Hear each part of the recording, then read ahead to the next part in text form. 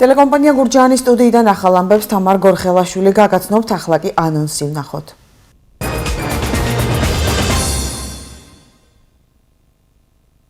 რომ ცენდა მწიხლები და იმით თუ დახეული მაქვს ის.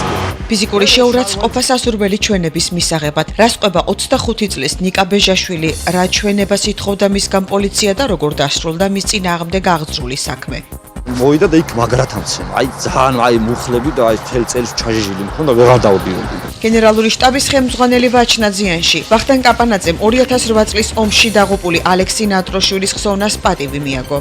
ქართველი იყო, კახელი იყო და კაცურად გაძრა სიცოცხლე თავის ქვეყნისთვის. დარდის შემსუბუქებას დავარქმევდი ამას. ისევ დაიწერება სიგნალი არ არის და სიგნალი არ არის. ტელეეკრანებზე ასეთი წარწერა მოსახლეობის პროტესტის მიზეზი ხდება. გაამართლა თუ არა ციფრულმა მაუწყებლობამ. დაგვაწყდა ნერვები, აღარ ვარგივართ. ლამის გადავაგდო ტელევიზორით. ხან რამდენიმე ტალღა საერთოდ არის გათიშული, არც ერთი არ აჩვენებს. გიორგი ბერძენიშვილი 75 წლის იუბილე თელავში.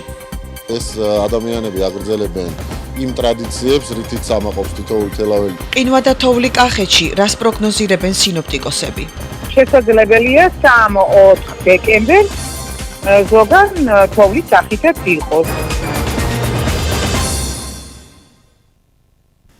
საღამო მშვიდობისა. ფიზიკური შეურაცხყოფა სასურველი ჩვენების მისაღებად. ხორნაბუჯელი 25 წლის ნიკა ბეჟაშვილი სიღნაღის პოლიციის უფროს ცემაშია დანაშაულებს. მისი განმარტებით მანუჩარ გოგიშვილთან ერთად ფიზიკური შეურაცხყოფა მისმა მოადგილემ და წნურის პოლიციის უფროსმაც მიაყენეს. ბეჟაშვილის ინფორმაციას ადასტურებს მეგობარიც ახალგაზრდამ სიმართლის დასადგენად ექსპერტიზა ჩაიტარა და გენერალურ ინსპექციასა და პროკურატურას მიმართა, თუმცა საქმე მის წინააღმდეგ აღიძრა. რას ყვება ახალგაზრდა მამაკაცი, რა ჩვენებას ითხოვდა პოლიცია და როგორ დასრულდა სასამართლო პროცესი, თემას ნინო სამნიაშვილი განაგრძობს. რომ ცენდა მწიხლები და იმით თუ დახეული მაქვს ის. მე ეს შარვალიც გამხადეს. სიღნაღის რაიონის სოფელ ხორნაბუჯში მცხოვრები 25 წლის ნიკა ბეჟაშვილი ყვება, რომ სიღნაღის პოლიციის უფროსმა მანუჩარ გოგიშვილმა მისმა მოადგილემ ნოდარ შაიშმელაშვილმა და წნორის პოლიციის უფროსმა მას ფიზიკური შეურაცხყოფა იმ მიზეზით მიაყენეს, რომ მათთვის სასურველი ჩვენება არ მისცა. მისი განმარტებით მართვის მოწმობა ჩამორთმეული აქვს, პოლიციელები კი აიძულებდნენ ეღიარებინა, რომ საჭეს მართავდა. სიღნაღის რაიონის პოლიციის უფროსი არის მანუჩარა არის. მაგის მოადგილე არის ნოდარ შაიშმელაშვილი. განყოფილებაში მცემა პატარა ოთახში შემიყვანა, მე იქ შემოვიდა, რო არ ვიხდიდი, მოვიდა და იქ მაგრად ამცემა. აი ძალიან მუხლები და აი თელ წელს ჩაჟიჟილი მქონდა, ვეღარ დავდიოდი. წნორის მილიციის უფროსმა ჩამარტყა რაღაცა, ხელში ეჭირა ეს წარბი რა გამიტყდა რა ეს წარბი თვალი რო დამისივდა და შეურაცხყოფა მომაყენეს იმის მიზნით, რომ დინათვარა შენიჯექი რუიძეო. გაჩერებულ მანქანაზე მე დავებოდი. მიცოდნენ, რომ სასამართლოდან მქონდა აკრძალვა, ჩადებით ვერ ჩამიდებდნენ, იმიტომ რომ 1 წლის უკან გამასამართლეს ნარკოტიკის გულიზე. ნიკა ბეჟაშვილთან ერთად მისი მეგობარი დიმიტრი ჯანყარაშვილი იმყოფებოდა. პოლიციელებმა ისიც დააკავეს. დიმიტრი ირწმუნება, რომ სამართალდამცველების მიერ უფლებამოსილების გადამეტების მოწმე თავადაც გახდა და ფიზიკურად მასაც გაუსწორდნენ. სასამართლოზე ამის შესახებ ჩვენებაც კი მისცა. თუ რამე ჩვენებას ამთხოვდნენ, შვილებს მიცავარ, არც მისმენდნენ. საერთოდ თუ სიმართლე რომ ეთქვა, შვილებს მიცავარ და რავი, მუქარა და რავი 1000 რაღაცა იყო რა. რამდენი არაფრის გამო დამიკირო და მე მირახუნო, აგრი არ შეიძლება რა. თუ კი დავაშაე, ხო რა. მე პასუხს ვაგე, პრობლემა არ არის, მაგრამ როცა არ ვაშაე, მე ხელი არ ვამოხ. ეს ჯანყარაშვილიც ეგეთი ნაცემი იყო. ჯანყარაშვილი იქავე ცემა, სამაცემა, მანუჩარამაცემა, ნოდარამაცემა და ამიმან წნორის მილიციის უფროსმა. ნიკა ბეჟაშვილმა სამედიცინო ექსპერტიზა ჩაიტარა. ლევან სამხარაულის სახელობის სასამართლო ექსპერტიზის ეროვნული ბიუროს დასკვნაში აღწერილია, რომ მას მარჯვენა სახის არეში აღენიშნება დაზიანება, რომელიც განვითარებულია მკვრივი ბლაგვის საგნის მოქმედებით და მიეკუთვნება დაზიანებათა მსუბუქ ხარისხს. სიღნაღის პოლიციის უფროსთან მანუჩარ გოგიშვილთან ტელეფონით დაკავშირება მოვახერხეთ და მან ამ ფაქტთან დაკავშირებით ასეთი კომენტარი გააკეთა. თქვენ შეგიძლიათ იმართოთ პასუხს, ეს ამსახურს. პირადად თქვენ გადანაშაულებ, ამიტომ პირადად თქვენი პასუხი მაინტერესებს. ალბათ, მაგრამ ყველაფერი გადაწყვეტილება მიღებული აქვს პროკურატურასაც. შინაგან საქმეთა სამინისტროს პრესსამსახურში კი გვითხრეს, რომ პოლიციელების მიერ სიტყვიერი ან ფიზიკური შეურაცხყოფის ფაქტი არ დადასტურდა. ნიკა ბეჟაშვილმა შინაგან საქმეთა სამინისტროს გენერალურ ინსპექციასა და პროკურატურასაც მიმართა. პროკურატურამ კი თავად ბეჟაშვილის წინააღმდეგ აღძრა საქმე პოლიციელების მიმართ სრულ დასმენის ბრალდებით. საბოლოოდ სასამართლომ ნიკა ბეჟაშვილს 5,000 ლარიანი გირაო შეუფარდა. იგი მანამდეც იყო ნასამართლევის სხვადასხვა მუხლი და როგორც ამბობს უკვე წლებია პოლიციელები მას დევნიან. საქართველოს შეიარაღებული ძალების გენერალური შტაბის უფროსი ვაჩნაძიანში. გენერალ-მაიორმა ვახტანგ კაპანაძემ თავდაცვის სამინისტროსა და ადგილობრივი ხელისუფლების წარმომადგენლებთან ერთად 2008 წლის აგვისტოს ომში დაღუპული ალექსი ნატროშვილის ოჯახი მოინახულა. ვახტანგ კაპანაძე გარდაცვლილი ოფიცრის საფლავზეც მივიდა და ყვავილებით შეამკომ. წმინდა გიორგის სახელობის ტაძრის მოძღვარმა კი მისი სულის მოსახსენიებელი პარაკლისი გადაიხადა. ალექსი ნატროშვილი 2008 წელს დაიღუპა, მას გმირის წოდება აქვს მინიჭებული და ვახტანგ გორგასლის ორდენით არის დაჯილდოებული. ის ქუჩაკი, სადაც ის ცხოვრობდა, მის სახელს ატარებს. ყოველთვის ძემია ესეთ ადგილზე მოსვლა, თუმცა ძალიან ამაღლებული გზნობაც გვაქვს ვინაიდან ეს სპიჩები არიან, რომელმაც მართლა თავისი სიცოცხლე შეწირეს, თავის ყველაზე დიდ მეტი ქონდა ამ ცხოვრებაში, რაც ყველაზე მნიშვნელოვანი გასა ამ ცხოვრებაში დადეს ქვეყნის საკეთილდღეოდ. ზვერავი იყო, მებრძოლი იყო, ვაჟკაცი იყო, ქართველი იყო, კახელი იყო და კაცურად გაჭირა სიცოცხლე თავის ქვეყნისთვის. დღეს საქართველოს გაერთიანებული გენერალური შტაბის ხელმძღვანელი მოწვეული ვახტანგ კაპანაძემ პატივი დასდო მის ოჯახს, მის საფლავს და მოინახულა, გაესაუბრა ოჯახს და ამით გამოხატა თავისი თანადგომა იმ წასული გმირების მიმართ, რომლებიც ასე გმირულად დაიღუპნენ. ჩემ შულს რო აფასებენ და პატივსცემენ, ამაზე დედისთვის ამაზე დიდი რა ვიცი, დარდის შემსუბუქებას დავარქმევდი ამას, რომ ეს უფრო ჩემთვის, თუმცა მე იმასაც ვიტყვი, რომ მლოდინის რეჟიმში ვარ, ასე ვთქვათ. მაინც დედას ყოველთვის აქ იმის იმედი, რომ სადღაც როდესღაც იმ ქვეყნად იქნებოდა, ამ ქვეყნად შეხვდები შვილს და გულში ჩაიკრავ. სიგნალი არ არის, ტელეეკრანებზე ასეთი წარწერა მოსახლეობის პროტესტის მიზეზი ხდება. მათი ნაწილი ტელესიგნალის ხშირი გათიშვის გამოჩივის, როგორც გურჯაანსა და ლაგოდეხის სოფლებში ამბობენ, ხარისხიან მაუწყებლობას ვერ იღებენ, რადგან ჩვენება პერიოდულად, განსაკუთრებით კი შუადღესა და საღამოს საათებში ითიშება. მოსახლეობის პრეტენზიები და კახეთში ციფრული მაუწყებლობის სიგნალის ხარისხზე პასუხისმგებელი კომპანიის კომენტარი დღეს ეთერ თეთრაძე მოისმინა. ვენერა ხატიაშვილი ერთ-ერთია, რომელიც იმ ხარვეზებზე საუბრობს, რომელიც ციფრულ მაუწყებლობას აქვს. მისი განმარტებით საეთერო სიგნალი დღეში რამდენჯერმე ითიშება და ტელევიზორის ყურება თითქმის შეუძლებელია. ფიქრობს, რომ ახალ სტანდარტებზე გადასვლამ არ გაამართლა.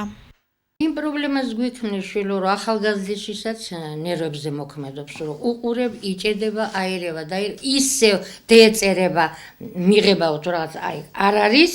სიგნალი არ არის, ისევ დაიწერება, სიგნალი არ არის და ამას მოხვება ისევ მერე ჩვენება.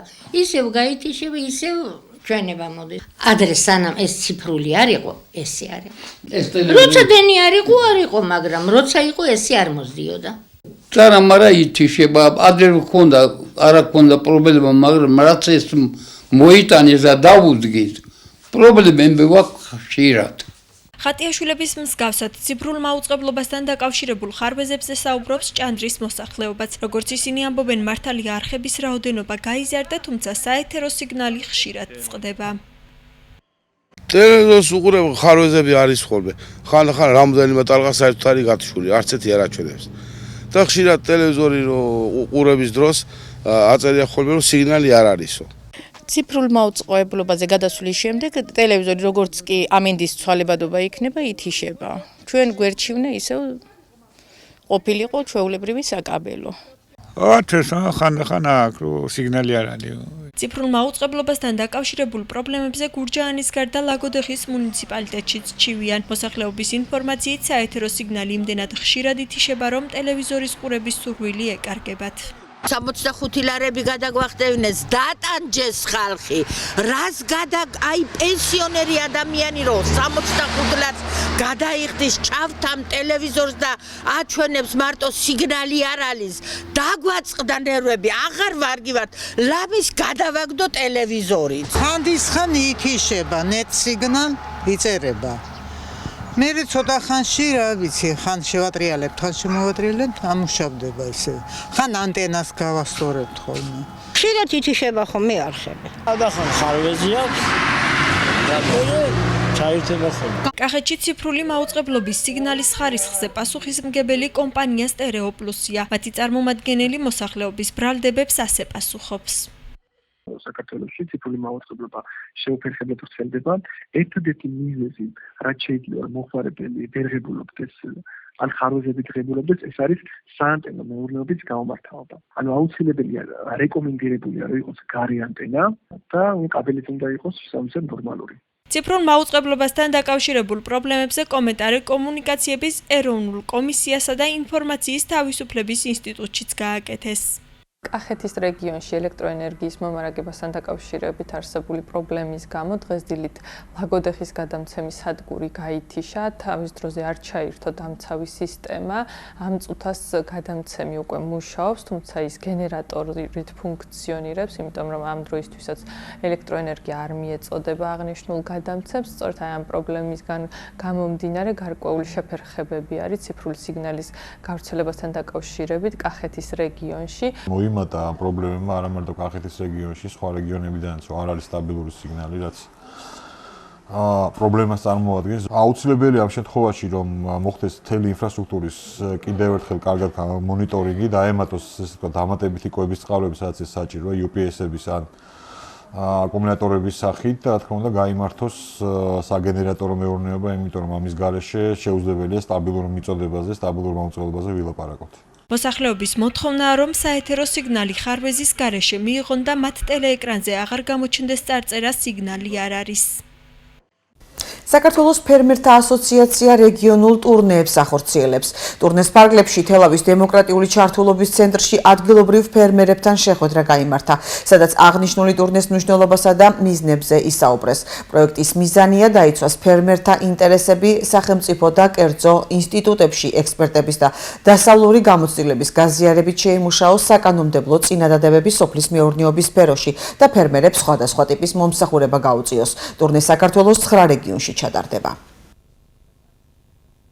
ზოგადად მიზნად ისახავს, რომ ყველა პრობლემა, რომელიც რეგიონში არის, სწორად იქნას და დროულად იქნას მიტანილი ხელისუფლებასთან, რათა სამომავლოდ უკვე გათვალისწინებული იყოს და შეძლებს დაგვარად ვეცადოთ, რომ ეს პრობლემები მოვაგვაროთ. აუცილებელია ესეთი გაერთიანება და ასე ვთქვათ, ერთობლივად სათქმელის მიტანა. იმიტომ რომ სხვანაირად სამწუხაროდ გზას ვერ ხედავთ, როგორ უნდა მოვუაროთ ჩვენ თავს და როგორ უნდა ასე ვთქვათ, რაღაცა ადამიანურ ჩარჩოებში მოვაქციოთ ფერმერების ცხოვრებაც, არსებობაც და მათი ბიზნესი და საქმიანობა. შინაგან საქმეთა სამინისტრო საქართველოს საზღვარზე გადაადგილებულ ვიზიტორთა სტატისტიკურ მონაცემებს აქვეყნებს. სამინისტროს ინფორმაციით 2015 წლის ნოემბერში საქართველოში ვიზიტორთა რაოდენობა წინა წლის ანალოგიურ მაჩვენებელთან შედარებით 8.4%-ით, მათ შორის გასული წლის ნოემბერთან შედარებით წინა თვეში 3.6%-ით გაიზარდა. ტურისტთა რიცხვიც. ყველაზე მეტი ვიზიტი კვლავ სომხეთიდან, თურქეთიდან, აზერბაიჯანიდან, რუსეთიდან და უკრაინიდან განხორციელდა. ასევე პოზიტიური ტენდენცია ნარჩუნდება ევროკავშირის ქვეყნების მიმართულებიდანაც. თვითმმართველი თემი თელავის მუნიციპალიტეტის საკრებულოს გადაწყვეტილებით მუნიციპალიტეტის ტერიტორიაზე ფიზიკური პირებისათვის დასუფთავების მოსაკრებელი დაწესდა. მოსაკრებლის ღირებულება ერთსულიანი ოჯახებისთვის შეადგენს 50 თეთრს, ხოლო ერთ სულზე ზევით ოჯახებისთვის თვეში 1 ლარს. იურიდიული პირებისთვის კი მოსაკრებელი არ აღემატება 25 ლარს. მუნიციპალიტეტში მცხოვრებმა ყველა პირმა დასუფთავების გადასახადი მუნიციპალიტეტის გამგეობის საბანკო ანგარიშზე უნდა ჩარიცხოს. ბახმახიშვილების კოშკის საგამოფენო სივრცეში მხატვრის და პოეტის გიორგი ბერძენიშვილის 75 წლის იუბილე აღინიშნა და მისი ნამუშევრები გამოიფინა. დამთვალიერებელს მხატვრის სხვადასხვა პერიოდში შესრულებული ნახატების ნახვა 2 კვირის განმავლობაში შეეძლება. გამოფენის გახსნას მწერლები, პოეტები, მხატვრები, მუსიკოსები და სხვა დაინტერესებული პირები დაესწრნენ. ქალაქის მერმა პლატონ კალმახელიძემ კი იუბილარს საჩუქარი გადასცა. დღეს ყველაზე ძალიან რაც მწყდება გული აი ამ ჩემი ფიზიკური მდგომარეობიდან გამომდინარე აღარ ვაგრძელებ პედაგოგიურ მოღვაწეობას. მე პირველ რიგში მინდა მიულოცო ბატონ გიორგის და თელავს ბატონ გიორგის დაბადების დღე 75 წლის გახდა ჩვენი საამაყო მხატვარი. ჩვენ ყოველთვის გვიხარია ის რომ ჩვენ ცხოვრობთ იმ ქალაქში სადაც არიან ძალიან ბევრი ღვაწმოსილი ადამიანები და ეს ქალაქები ეს ადამიანები აგრძელებენ იმ ტრადიციებს, რითიც ამაყობს თითოეული თელაველი და ჩვენი ქალაქი. მე დადებით მეტი არაფრის თქმა არ შემიძლია, მას ის იყო ბრწყინვალე პედაგოგი, ბრწყინვალე ადამიანი. იმდენად სუფთა ადამიანი, რომ აი მშობელთა კრებებზე ხუთოსნების გამოცხადების დროს ცრემლების დიოდა. კვირის ბოლომდე კახეთში ამინდის გაუარესებაა მოსალოდნელი. მეტეოროლოგები 1-დან 3 დეკემბრის ჩათვლით წვიმას მთაში კი თოვს პროგნოზირებენ. 4 დეკემბრამდე დღის საათებში 7-12 გრადუსი დათბება, ხოლო ღამით ჰაერის ტემპერატურა მკვეთრად დაეცემა და შესაძლებელია ყინვაც. საქართველოში მთლიანად და მათ შორის კახეთის რეგიონში მოსალოდნელია არამდგრადი ამინდი. ნალექი არის მოსალოდნელი. შესაძლებელია 3-4 დეკემბერს ზოგან თოვლის სახითაც იყოს. 3-4 დეკემბერს კახეთის რეგიონში შესაძლებელია ჰაერის მინიმალური ტემპერატურა აღინიშნოს -1, -3 გრადუსი. გამოშვებას რეგიონის გარეთ განვითარებული მოვლენებით განვაგრძობთ.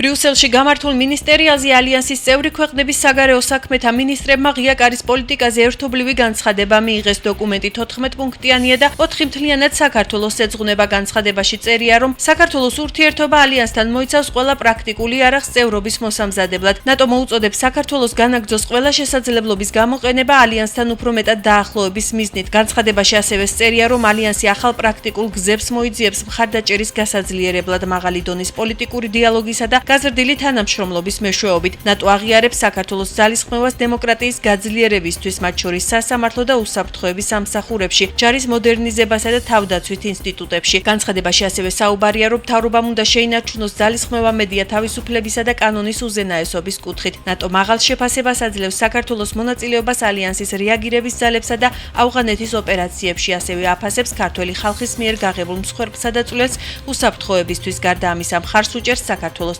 ტერიტორიულ მთლიანობასა და სუვერენიტეტს მის საერთაშორისო საზღვრებში.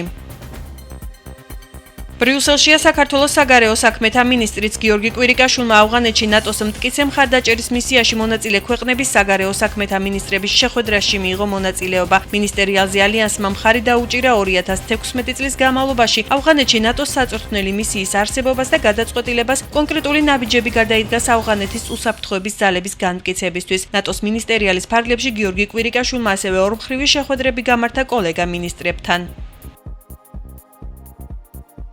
საქართველოს თავდაცვის მინისტრი თინა თინხიდაშვილი ევროკავშირის პარლამენტის უსაფრთხოებისა და თავდაცვის კომიტეტის წინაშე სიტყვით გამოვიდა. სხდომა საქართველოს საკითხის განხილვას მიეძღვნა. საკომიტეტო მოსმენაზე თავდაცვისა და უსაფრთხოების მიმართულებით საქართველოს ევროკავშირის ურთიერთობები და სამშვიდობო მისიებში მონაწილეობის საკითხები განიხილეს. თინა თინხიდაშვილმა ევროპარლამენტს მხარდაჭერისთვის მადლობა გადაუხადა და აღნიშნა, რომ ევროკავშირის სადამკვირვებლო მისიის არსებობა საქართველოს ტერიტორიაზე ძალიან მნიშვნელოვანია. მინისტრმა სიტყვით გამოსვლისას რუსეთის ოკუპაციაზე, კონფლიქტურ რეგიონებში და შავი ზღვის რეგიონის უსაფრთხოებაზე გაამახვილა ყურადღება. შეხვედრა დისკუსიის ფორმატში გაგრძელდა.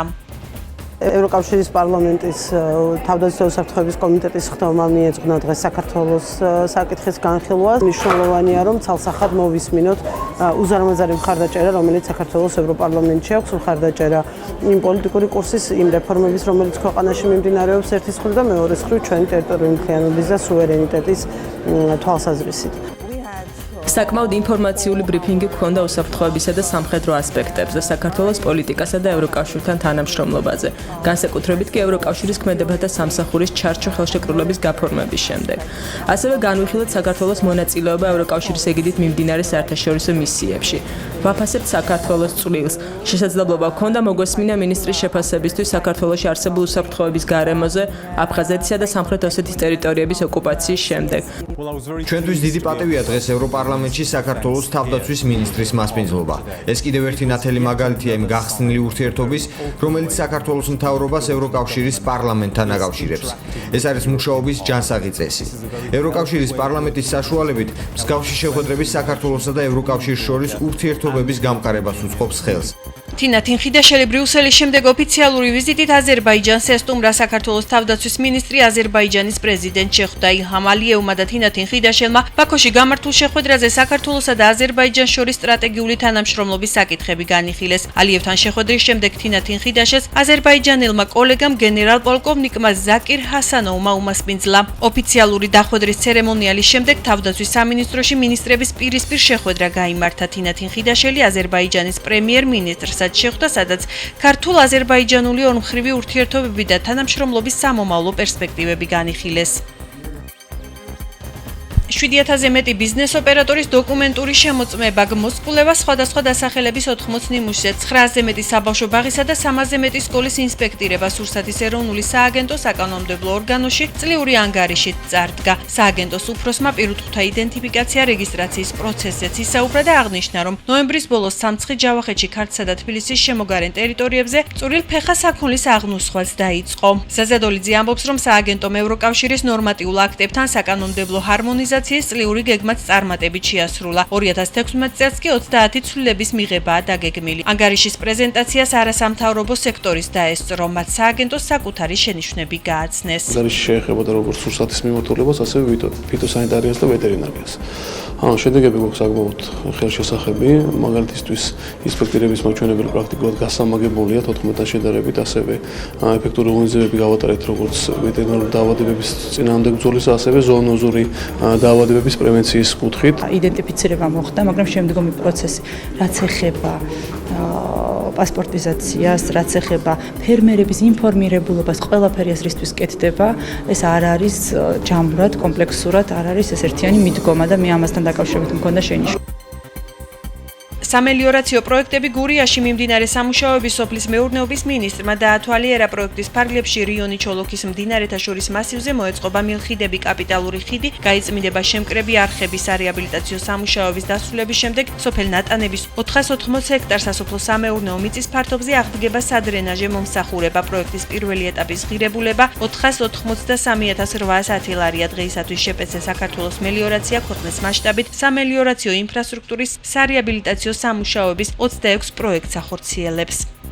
აღნიშნული არხი, სადაც ახლა ვართ, იქნება საბოლოო ჯამში პროექტის დასრულებისას 11 კილომეტრზე მეტი სიგრძის და 480 ჰექტარი დაუბრუნდება დარგს. ეს არის ძალიან მნიშვნელოვანი და ამასთან ერთად ასევე ძალიან მნიშვნელოვანია, რომ რეალურად მოსახლეობა იყო შეწუხებული, ვინაიდან დიდი ნალექის შემთხვევაში მათ პრაქტიკულად ეზოში და სახლებში შეძდიოდათ წყალი და ესეც ორ პრობლემას ერთდროულად აგვარებთ. და რა თქმა უნდა, ეს მხოლოდ დასაწყისია, ჩვენ ანალოგიური მიმართულების პროექტები გვაქვს სამომავლოდ დაგეგმილი და მათ შორის დავამატეთ ისეთი პროექტები, რომელიც არ იგეგმებოდა და ესე ვთქვათ ადგილობრივი ხელისუფლების მოთხოვნით მაქსიმალურად გავითვალისწინეთ რა შესაძლებლობებს ხდება. 480 ჰექტარზე იქნება მთლიანად დამშრალი წყლებისაგან, გურკის წყლებისაგან. დაახლოებით 12 კილომეტრიანი ეკეთება კიდევ ტრანშეები და აქ ხო გაუვალი და გაუსაძლისი მდგომარეობა და როგორც ხედავთ, ფაქტიურად დაწმენდილია და ეს კიდე გრძელდება სამუშაოები და მთლიანად ფაქტიურად აქაურ მოსახლეობას ძალიან დიდ მადლობას გამოთქვამ შეგარებული სამუშაოების გმირდაც. შინაგან საქმეთა სამინისტრომ 42 შეკვრა ეგრეთ წოდებული ბიო ამოიღო სამართალდამცველებმა ახალი ფსიქოაქტიური ნივთიერების უკანონო შეძენა შენახვისა და საქართველოში შემოტანის ბრალდებით 1977 წელს დაბადებული მამაკაცის სოფელ აღაიანთან დააკავეს. დაკავებული ჩადენილ დანაშაულს აღიარებს. დაკავებულის პირადის ფრეკისას 42 შეკვრა ახალი ფსიქოაქტიური ნივთიერება ამოიღეთ. ბრალდებული ჩადენილ დანაშაულს აღიარებს. გამოძიება ახალი ფსიქოაქტიური ნივთიერების უკანონო შეძენა შენახვისა და საქართველოში უკანონოდ შემოტანის ფაქტზე მიმდინარეობს.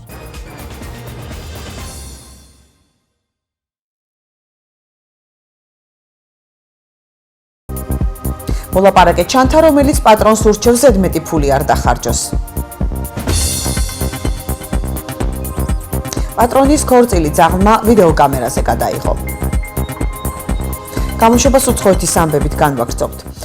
ნატოს ისტორიული გადაწყვეტილება 2009 წლის შემდეგ ჩრდილოატლანტიკური ალიანსი პირველად გაფართოვდებოდა 28 ქვეყანას, ახალი 39 წევრი დაემატება. მონტენეგრომ ნატოში ოფიციალური მიწვევა მიიღო. გადაწყვეტილება მინისტერიალზე ალიანსის გენერალურმა მდივანმა გამოაცხადა.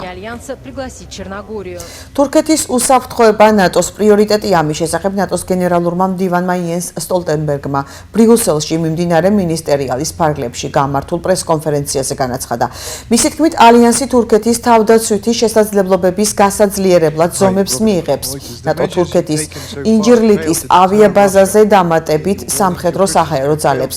დანია კი თურქეთის სანაპიროებთან ხომალდს გაგზავნის. სტოლტენბერგის ინფორმაციით, ჩრდილოატლანტიკური ალიანსი თურქეთის უსაფრთხოების უზრუნველყოფისკენ მიმართულ დოკუმენტზე მუშაობს. სასურსათო ემბარგო თურქეთს რუსეთი თურქული პროდუქტების იმპორტს აჩერებს. ემბარგომ 1 იანვრიდან ამოქმედდება განკარგულებას, რომლის მიხედვითაც რუსეთში თურქული ხილბოსტნეულის, მსხვილფეხა საქონლის, ფრინველის, მარილისა და სხვა სახის სასურსათო პროდუქტების იმპორტი აიკრძალება, ხელი პრემიერმა მედვედევმა მოაწერა. ექსპერტები ვარაუდობენ, რომ თურქული პროდუქციის იმპორტის შეჩერებამ შესაძლოა რუსეთში ინფლაციის მაჩვენებელი მკვეთრად გაზარდოს. ახლა კი საინტერესო ამბები, რომელიც პალიტრატივიმ და ზოოკლუბმა გაავრცელეს. მოლაპარაკე ჩანთა, რომელიც პატრონს ურჩევს ზედმეტი ფული არ დახარჯოს. სტუდენტებმა დანდიდან ჩანთის დიზაინი შექმნეს, რომელიც გაფრთხილებთ, რომ ფული არ დახარჯოთ. არც კი იფიქროთ, უკან დადე. ასეთ ხმოვან მესიჯებს მოისმენთ, თუ თქვენ საკრედიტო ბარათს ამოიღებთ და რაიმეს ყიდვას დააპირებთ.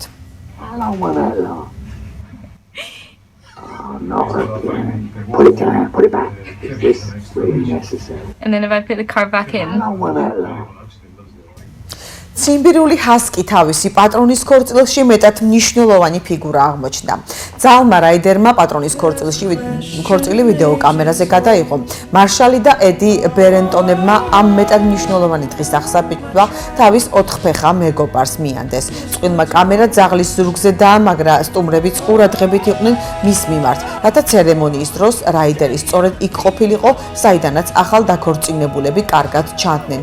ვიდეო რგოლს YouTube-ზე 340,000-ზე მეტი ნახვა აქვს. და ბოლოს დღის სხვა ამბები.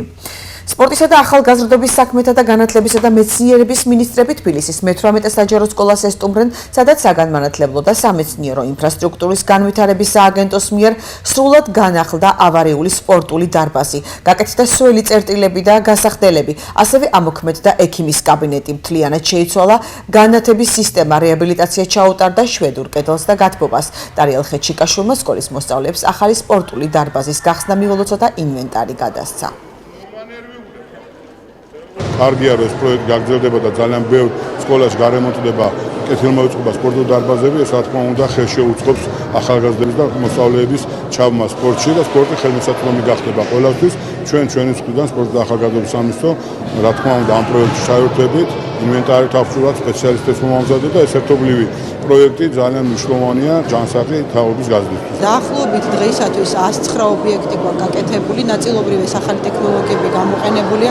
ძალიან მნიშვნელოვანია ზოგადად, იმიტომ რომ ჩვენ ვფიქრობთ, რომ ახალი კურიკულუმის განახლებული ეროვნული სასწავლო გეგმის ფარგლებში გავზარდოთ სპორტული სავალდებულო საათები. ამიტომ მაქსიმალურად ვცდილობთ, რომ შემჭიდროვებულ ვადებში მოვახდინოთ იმ ძირითადი სპორტული ინფრასტრუქტურის რეაბილიტაცია, რომელიც მართლაც მნიშვნელოვანია და საჭიროა სრულფასოვანი საგაკვეთილო პროცესის განსახორციელება. ფაჩულიას მე-12 ორმაგი დუბლით და 21 მოხსნით კარიერის პირადი რეკორდის გამეორება. კალათბურთის ფედერაციის ინფორმაციით სეზონის მე-12 ორმაგი დუბლი და პირად სარეკორდო 21 მოხსნა ზაზა ფაჩულიამ დრამატულ ბრძოლაში გამოჭედა. დღეს გამთენიისა ზაზა ფაჩულიას დალასმა NBA-ის რეგულარულ ჩემპიონატში მორიგი შეხვედრა გამართა. გუნდი პორტლენდს ეწვია და ანგარიშით 115-112 დაამარცხა. 11 მოგებითა და 8 მარცხით დალასი დასავლეთ კონფერენციაში კვლავ მეხუთე ადგილზეა. ახლა კი ვნახოთ როგორი ამინდი იქნება ხვალ.